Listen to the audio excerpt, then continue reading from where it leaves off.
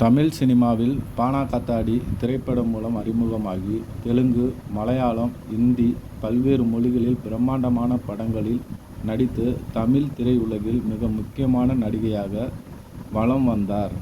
நாக சைதன்யாவை மணந்து கொண்டு இவர் வாழ்க்கை மிகப்பெரிய அளவில் மாறிவிடும் என்று நினைத்து கொண்டிருந்த பொழுது திடீரென்று 2 ஆண்டுகளில் விவாகரத்தும் பெற்றார். விவாகரத்துக்கு பிறகு மன உளைச்சல் மட்டும் இல்லாமல் அவரது உடல் ரீதியாகவும் மன ரீதியாகவும் பாதிப்புக்கு உள்ளானார். அது மட்டுமின்றி அதிகளவு முகமாற்றத்துடனும் காணப்பட்டார். அதற்கு காரணம் அவர் பயன்படுத்தி வந்த அழகு சாதன பொருட்களே காரணம்.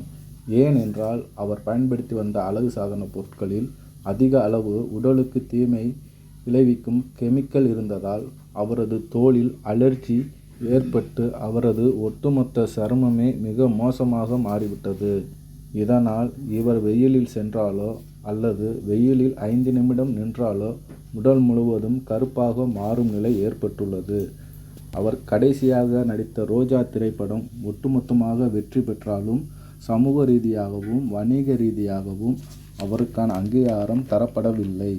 ரோஜா படத்திற்கு பின்பு அவர் எந்த படத்திலும் கமிட் ஆகாமல் மருத்துவ சிகிச்சைக்காக அமெரிக்கா சென்றார். தற்பொழுது அவருக்கு பதிலாக புதுமுக நடிகைகள் தமிழ், தெலுங்கு, மலையாளம் போன்ற சினிமாக்களில் அறிமுகமானதால் சமந்தா அவர்கள் சினிமா உலகில் இருந்து மறைந்துவிட்டார் என்று பலரும் கூறி வருகின்றனர். இந்நிலையில் திடீரென்று சமந்தா அவர்களின் உடல்நிலை மோசமானதாகவும் உடனே முகத்தில் அறுவை சிகிச்சை செய்ய வேண்டும் என்றும் இல்லை என்றால் அவரது உயிருக்கே ஆபத்து விளைவிக்கும் என்றும் அமெரிக்காவில் உள்ள மருத்துவர்கள் அவரது குடும்பத்தினரிடம் தெரிவித்து இருக்கிறார்கள். இந்த சிகிச்சையில் என்ன வேண்டுமென்றாலும் நடக்கலாம், ஏன் திடீரென்று சிகிச்சை தோல்வி கூட அடையலாம் என்ற தகவல்களும் தற்பொழுது கிடைத்துள்ளது. மிகவும் கவனமாகத்தான் இந்த சிகிச்சையை மேற்கொள்ள வேண்டும். கிட்டத்தட்ட 4 நாட்கள் உடல் முழுவதும் இந்த சிகிச்சை செய்யப்பட வேண்டும். இந்த சிகிச்சைக்கு பல கோடிகள் செலவாகும் என்று மருத்துவ நிபுணர்கள் கூறியுள்ளனர். இந்த சிகிச்சை இன்று காலை இந்திய நேரப்படி 7 மணிக்கு அறுவை சிகிச்சை ஆரம்பித்து விட்டது. இன்று 4 நாட்களில் முடிவடையும். இந்த 4 நாட்கள் அவரது உயிருக்கே ஆபத்தான கிரிட்டிக்கல் ஸ்டேஜ் ஆகத்தான் இருக்கும் என்று மருத்துவர்கள் கூறியுள்ளனர்.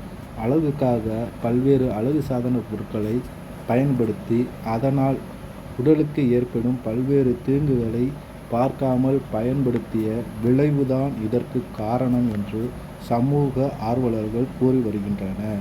சமந்தா அவர்கள் நல்லபடியாக அறுவை சிகிச்சையை முடித்து இந்தியா வர வேண்டும் என்று நியூஸ் கவி 93 சார்பாக இறைவனிடம் பிரார்த்தனை செய்வோம். வணக்கம்.